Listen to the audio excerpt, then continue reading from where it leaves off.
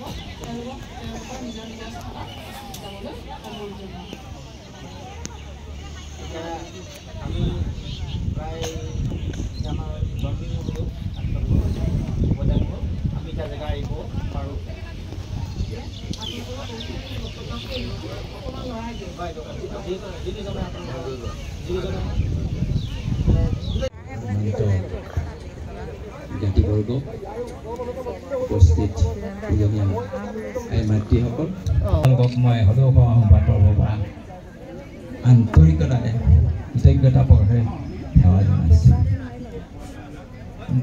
আজিৰ দিনটোত আটাইতকৈ মোৰ সমান সুখী ব্যক্তি আছে বুলি মই নাভাবোঁ। এইকাৰণেই 1982 চনত আহোমসকলে অসম আন্দোলনৰ সময়ত মেডামেফি পাতিবলৈ বন্ধ কৰিছিল। বিশেষ কাৰণত সেই সময়ত 1982 চনৰ 8 এপ্ৰিলত মোৰ নেতৃত্বত নতুনকৈ মেডামেফি পাতি অসম আন্দোলন, জনতা কাৰ্ফিউ আৰু ৰাষ্ট্ৰপতি শাসন, শৰাইঘাটৰ যুদ্ধতকৈ বেছি যুদ্ধ কৰি 8 এপ্ৰিলত মেডামেফিত নতুনকৈ ৰিভাইভ কৰিছে। আৰু তাৰ পিছত সেই বছৰে 13-14 ডিচেম্বৰত অসমত প্ৰথমবাৰৰ কাৰণে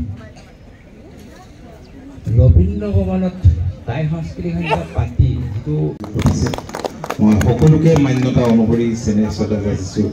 মোৰ জ্যেষ্ঠ দাদা আছে, তেখেতলৈ মই গভীৰ শ্ৰদ্ধা জ্ঞাপন কৰিছোঁ আৰু মোৰ চমু দুআষাৰ সামৰিছোঁ। মেডামেফিৰ পূজাস্থলীত উপস্থিত ৰাইজৰ আতিথ্যৰ বাবে এয়া খাদ্য প্ৰস্তুত কৰি আছে উদ্যোক্তাসকলে। গাহৰি মাংস, মাছ আৰু নিৰামিষ ভোজীৰ বাবে প্ৰস্তুত কৰি ৰাখিছে। গতিকে সকলোকে সুন্দৰকৈ আতিথ্যৰে তেওঁলোকে আপ্যায়ন কৰায়।